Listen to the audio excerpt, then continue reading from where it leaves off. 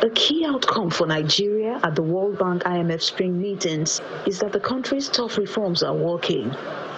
There's, however, a warning for the government to keep an eye on the Middle East crisis because the shocks may threaten the gains.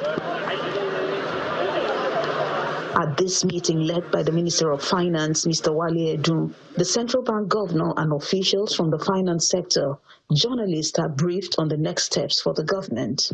The federal government admits that the world is facing tight financing, slow growth, and new risk due to the Middle East crisis, but Nigeria's exposure has been limited. Nigeria's experience indicates that spillover effects have been relatively contained, reflecting positive reform outcomes, including exchange rate stability, stronger reserve buffers, and an enhanced monetary policy framework. For some countries, it meant shortages, it meant queues, it meant rationing, it meant price controls, all sorts. And in Nigeria, it is the markets that regulated the shock. So it was the pricing mechanism, pricing of petroleum products, pricing of foreign exchange or action or transactions in that market that regulated what happened. That shows strength, that shows resilience. There are no petrol fields in Nigeria.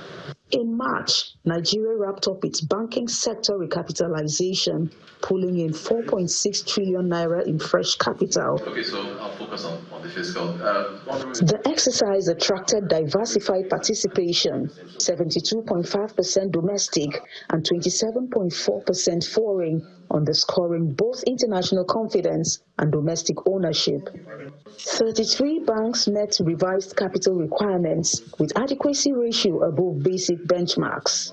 This is in addition to policies by the government to build buffers against the recent economic shocks. These achievements reflect our resolve to maintain a sound, well-capitalized, and competitive financial system capable of supporting Nigeria's development ambitions in a volatile global environment. In agriculture, there is, I think, through the Bank of Agriculture, an initiative to help farmers with aspects of ensuring that they can plant for the coming season, whether it's the cost of fertilizer, cost of inputs. There is an initiative that is being signed off on, and I think will be implemented through the agricultural authorities, including the Bank of Agriculture. The federal government is confident that both monetary and fiscal policies will rebound in the nation's economy in spite of the ripple effects of the Middle East war. From Washington, D.C., Sarah Chimugu, Channels Television News.